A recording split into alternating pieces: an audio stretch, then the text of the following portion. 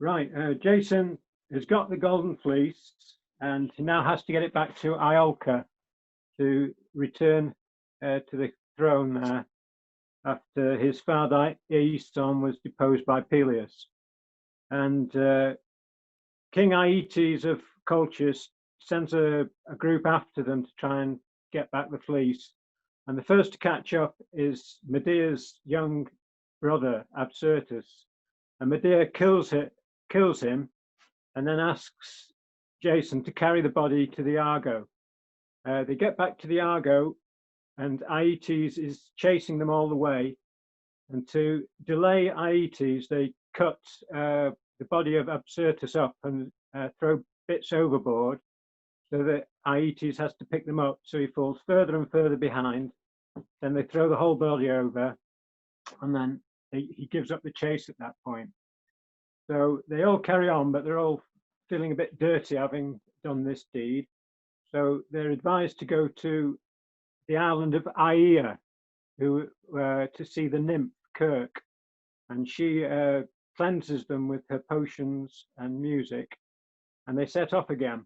And they're feeling a bit better, but the gods are rather angry about Medea's treatment of her younger brother, and they send great storms to the ship and blow it way off course to Scopuli Sirenum, where the Sirens, a group of women, make beautiful music on the shores of these three rocky islands.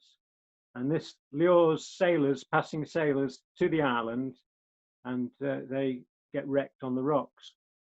So to avoid this, they get Orpheus, their ship musician, and he plays the most beautiful music which drowns out the sirens so they can't hear it, and the Argo goes on its way.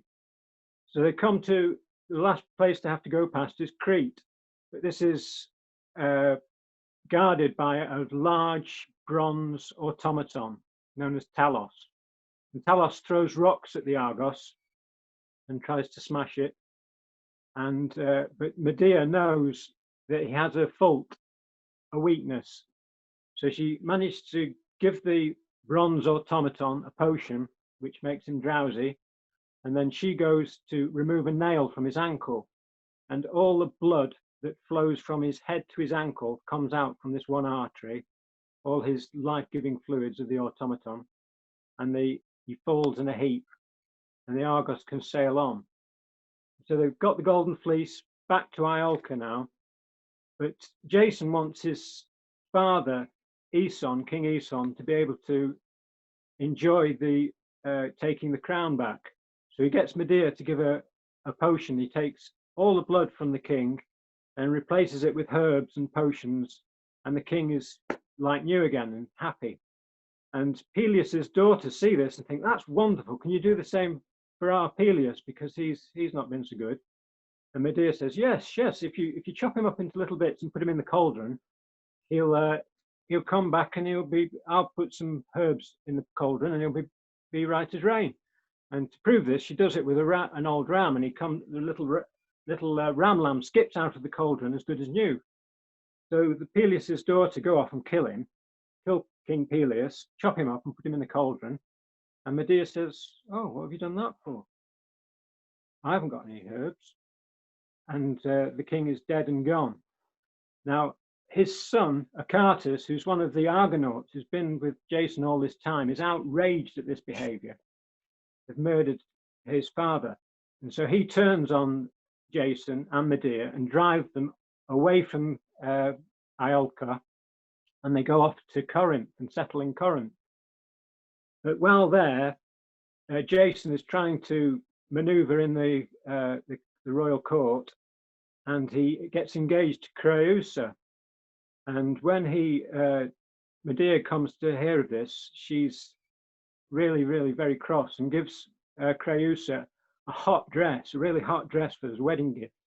So she puts this on, and it is so hot it burns her, and it bursts into flames. Then her father comes to try and the king of Corinth comes to try and save her, and he dies in the flames. So Medea is not popular at this point, and she flies off in a chariot given by dragons from Helios, and disappears. And Jason is left without a wife, and he goes back to Iolca with his friend Peleus to defeat Achates and retake Iolca. And they have a battle, and he wins. And he then, by force, he is back on the throne of Iolca. But the gods aren't very happy with him, and he doesn't have a very happy life afterwards. And his son is on the throne, but he goes to sleep underneath the Argo one night, and the Argo by this time is an old, decrepit ship, and it falls on him, and he dies. And so this story doesn't end happily ever after. Thank you.